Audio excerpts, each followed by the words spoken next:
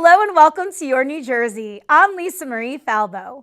On today's show, we're talking all about the North to Shore Festival, coming to Atlantic City, Asbury Park, and Newark, New Jersey in June. The month-long event will be full of music, comedy, film, technology, and fun. First Lady Tammy Murphy, CEO of NJ Pack in Newark, John Schreiber, and performer Jared Clemens are here to tell us more about this amazing first of its kind festival. First Lady Tammy Murphy announced the North to Shore Festival with her husband, Governor Phil Murphy, at NJ Pack in Newark back in March. Here to tell us why this is such an exciting event for all New Jerseyans is First Lady Tammy Murphy. Welcome back to the show.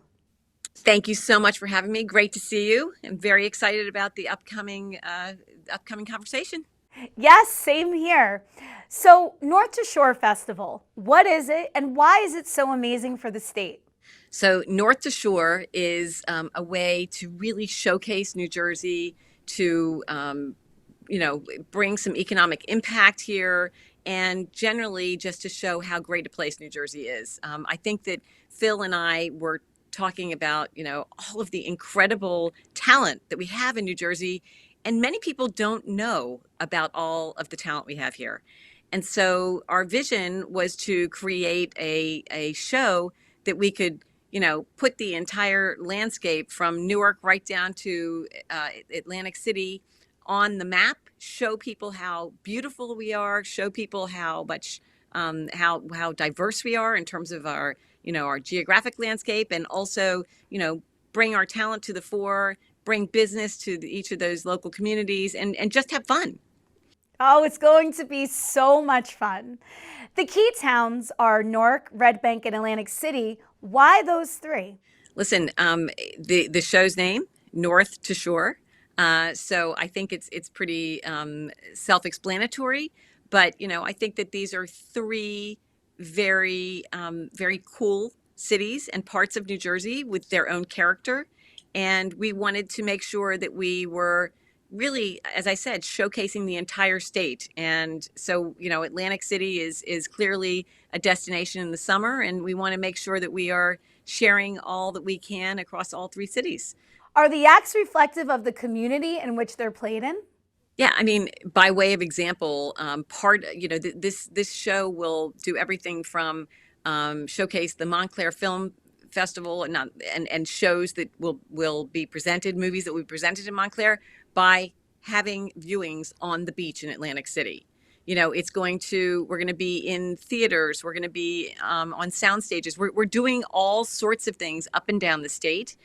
So yes, I think it does really show the different elements, and it is a little bit niche, but there are so many different acts. There's R&B, and there's pop, and there's everything from rock to classic rock. I mean, we've got it all going on here, and I think there's something for everyone in terms of music. And then also we've got comedians, and we've got scientists, and we've got movies. We're kind of showing everything. And I feel like a lot of local give back initiatives are going to benefit from this as well, because it's not just going to be the shows that pop up, the community at large is also going to be involved. Absolutely. I mean, the entire economy is going to benefit from North to Shore. And if you think about going to a show yourself, if you make it a destination, if you're from Newark and you're going down to Atlantic City to see a show, my our assumption is you're going to get there early. You're going to indulge in the boardwalk. You're going to visit some of the small businesses. You're going to probably maybe even stay overnight in a hotel, but you're going to need a meal, and it's going to help in terms of bringing new people into places they might not normally have been to. And also, elevating all of those small businesses and proving that New Jersey is one of the best places in the country to have a small business and to operate. Is there an act that you and the governor are most looking forward to taking in? So I will tell you, there has been a very animated conversation ongoing in our house about all of these acts. We've only to date announced about 24, 25 acts. And we actually have just finished an RFP and are about to unveil another 50. So so stay tuned on this front. We've already had in less than a month, we've had $4.4 million in ticket sales alone, and there's a lot more capacity. So we're going to basically almost triple the size of this show of this entire festival. And I would just say to you that, the ones that are coming up next are going to be a lot of the really local talent that is going to bring out make all of our local communities really happy and proud to be able to support. So from the Murphy household, I will tell you, our children are looking at some, they might be looking at some combination of, Halsey, or they might be looking, where some of others of us might be looking at Southside Johnny, or, Remember Jones. There's Stephen Colbert. I mean, there's so much that it's going to make it really hard. And I can't promote one without promoting all. So I think that at this point in time, we haven't decided where we're going to go, but we will be ever present throughout the festival. I'm sure you are. Well, it's every week. Every week is a different city. So you'll be able to spend your time adequately and not zipping up and down the parkway like you guys normally do. Exactly. Well, that's okay. The new acts are going to be unveiled in the beginning of May, just so you're clear. And if you're looking to see what's already available, and if you want to keep watching to see when the new ones are put up for sale, then it's north2shore.com, and that's the 2 is TO, so north2shore.com. Is this going to be a yearly thing? Absolutely. I mean, listen, you can't have things like South by Southwest in Texas where we have all the talent and not have this going on here in New Jersey. We are so excited, and so far, as indicated by the ticket sales, this is being really well received. So, assuming all goes well, our plan is that this is going to become an annual gig, and it'll be really fun for Jersey to look forward to that every year. And like you said, we have so much talent, and it's just so amazing that our tiny little state, I mean, generation after generation, we have changed pop culture across all fronts. What is it about this area that makes it so inspirational for people in the arts? I don't know. It's the magic sauce of New Jersey, and I don't know what it is, but I can tell you that the list of people who have an intersection with New Jersey is literally not to be believed. I mean, going back as far back as Harriet Tubman, and moving forward, Frank Sinatra to today. I mean, obviously the boss, John Bon Jovi. I mean, we've got so much talent here, and it's great. I don't know what it is, but let's not change it. No, let's keep it going. And you're doing such an amazing job spotlighting this talent in such a big, epic way. First Lady Tammy Murphy, thank you so much. And we'll see you this June at all the different locations. We can't wait. Thank you so much, and take good care of yourself. NJPAC in Newark is one of the producers of the North to Shore Festival. Here to tell us more about this statewide event is CEO of NJPAC, John Schreiber. John, welcome to the show. Thank you. Happy to be here. Thanks for having me. I am so excited to talk all about this exciting North to Shore Festival. It really is so cool, one of its kind, and it's being produced by NJPAC. Well, it's NJPAC and many partners up and down the state. This is we say that this festival is too big for one city, so we created North to Shore at the inspiration of Governor Murphy and First Lady Tammy Murphy. Governor Murphy is somebody who really celebrates the diversity of New Jersey in all ways, and it is one of the most diverse states in the country in terms of arts and technology.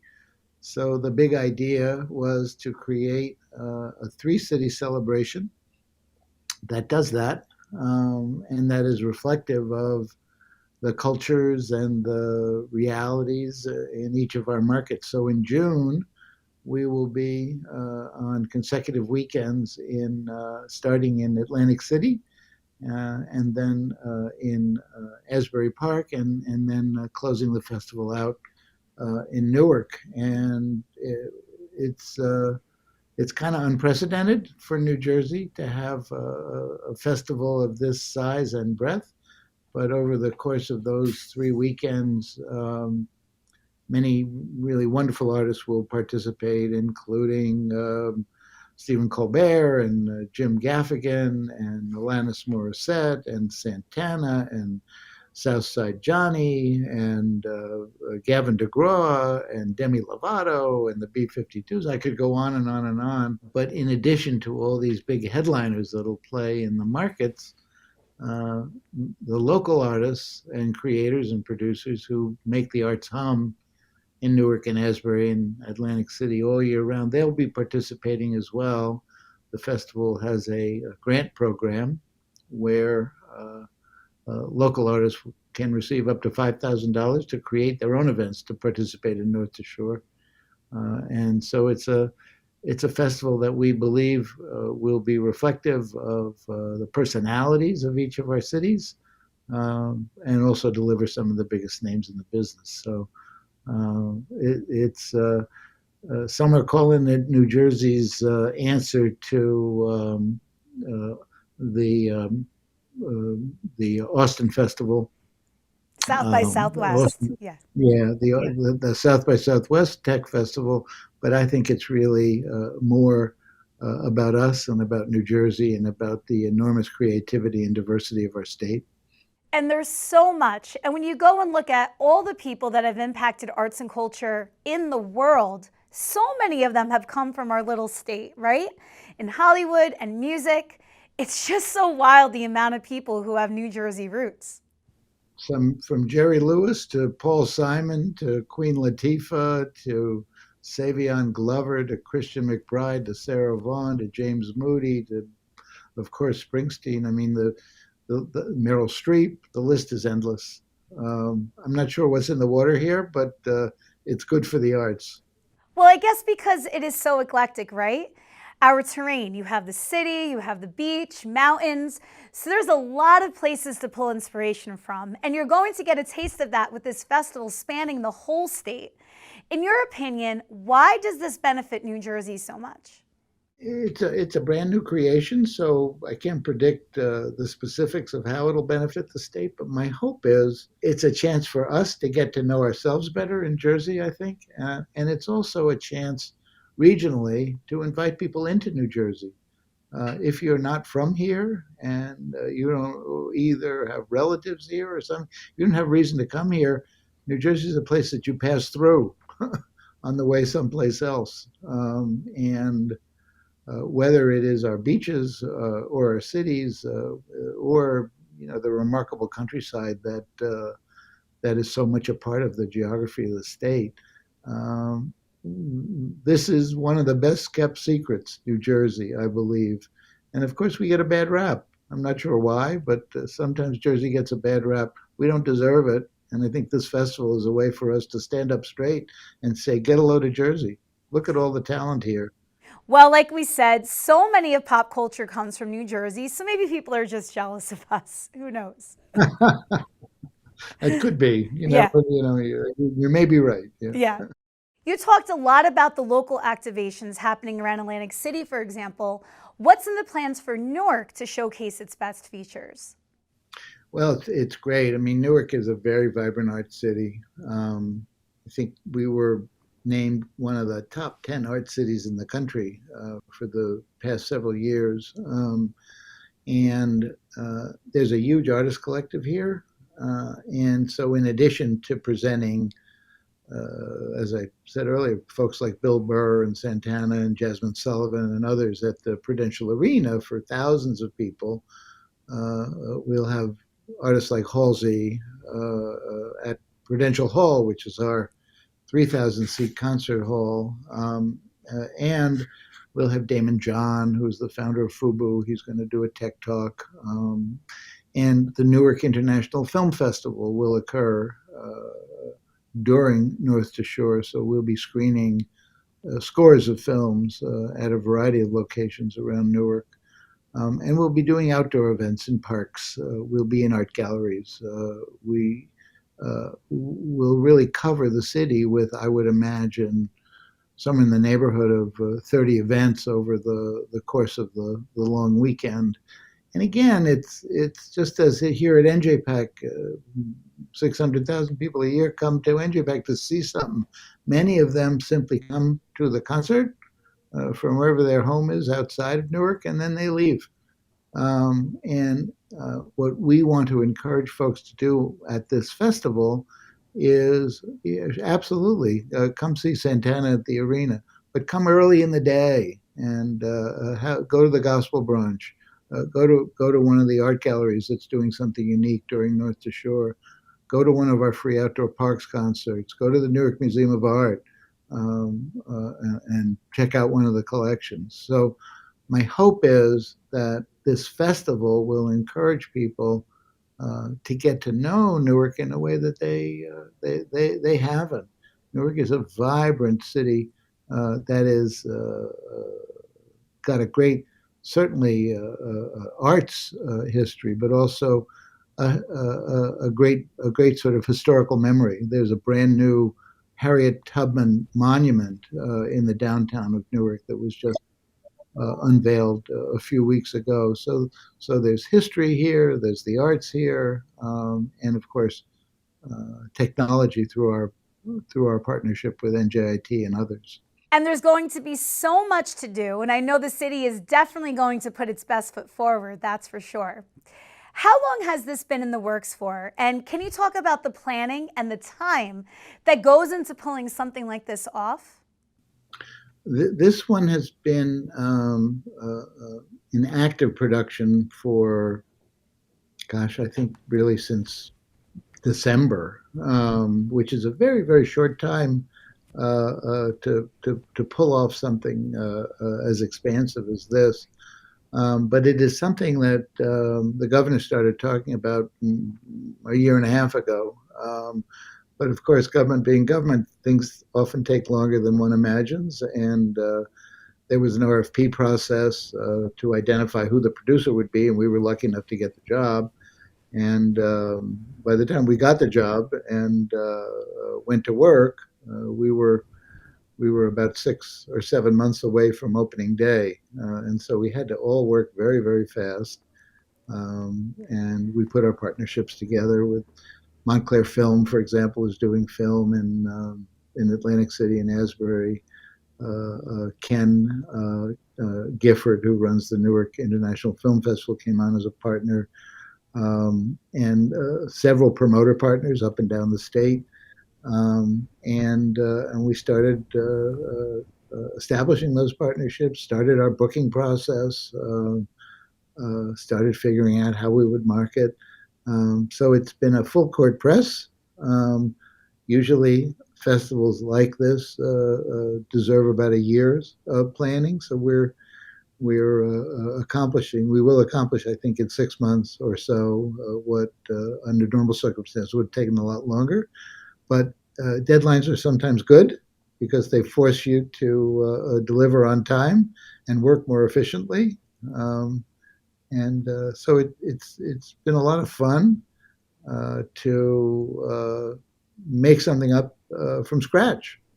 There's never been a North to Shore statewide festival before. So the great part is that we expect that this will be in the governor's budget for next year, and we'll deliver some really fascinating and fun programs across the cities, but we'll also learn a lot for what happens in the next iteration of North to Shore.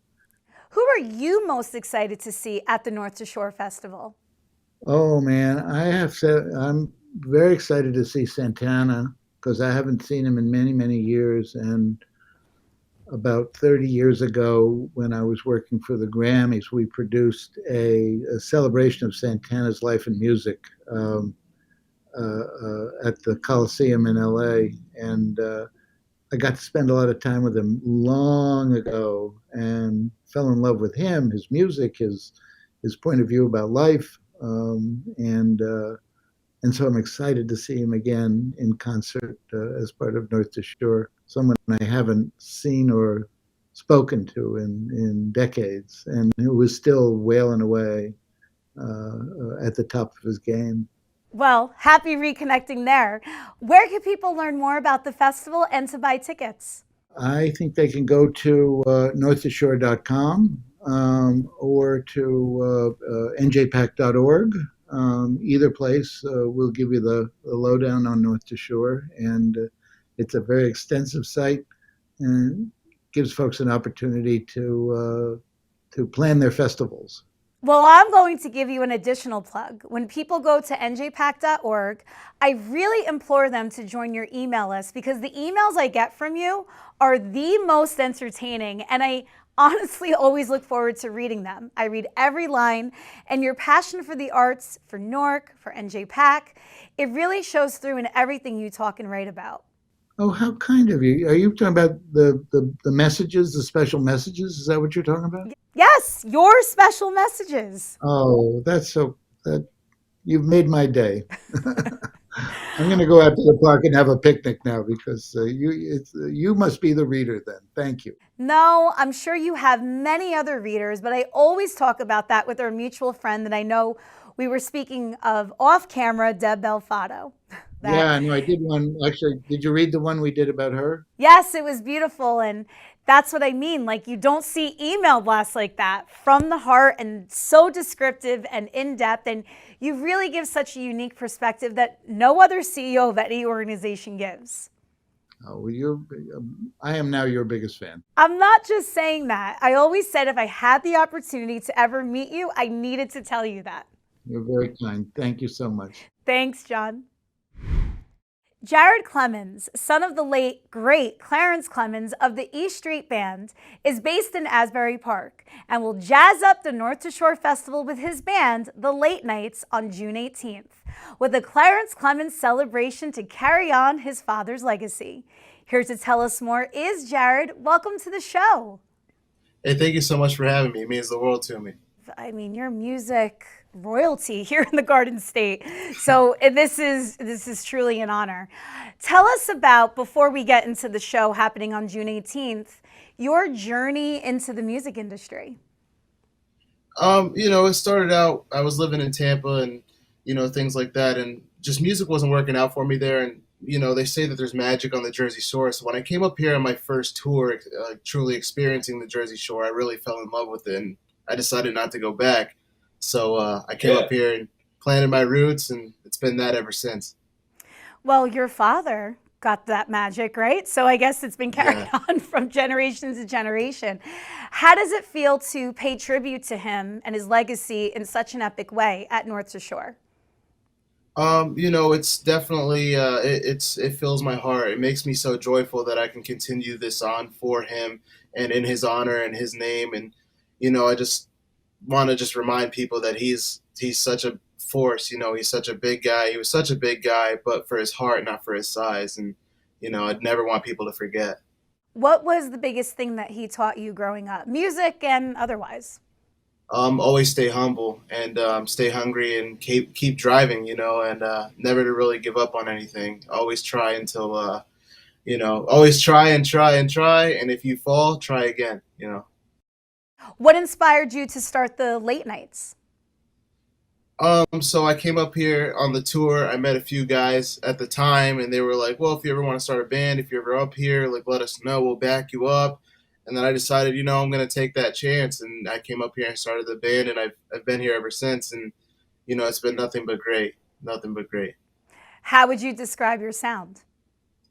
I would describe our sound as like a Stevie Ray Vaughan, Rolling Stones, like a lot of classic rock and classic blues, and we're getting a little funky now, so we're diving into some new things, and it's been a lot of fun. Are you touring around the country yet?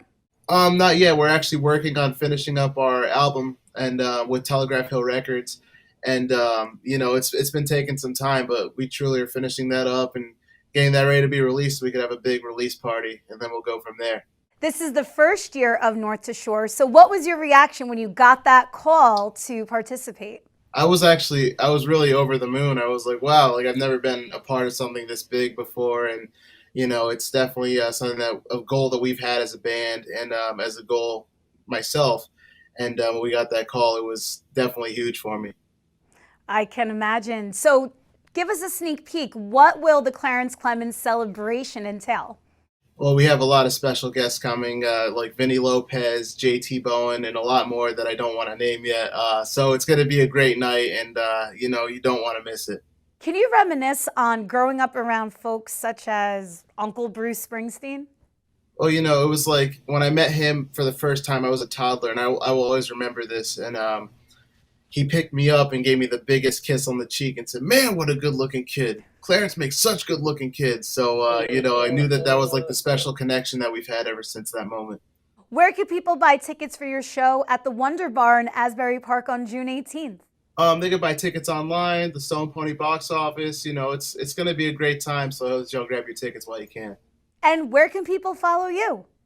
You can follow me on social media at Jared Clemens, Jarod, not Ed, not two R's, and then C Lemons, like Clemens. That's how I love like to it. explain it. Jared, this was really great. Thank you so much for coming on.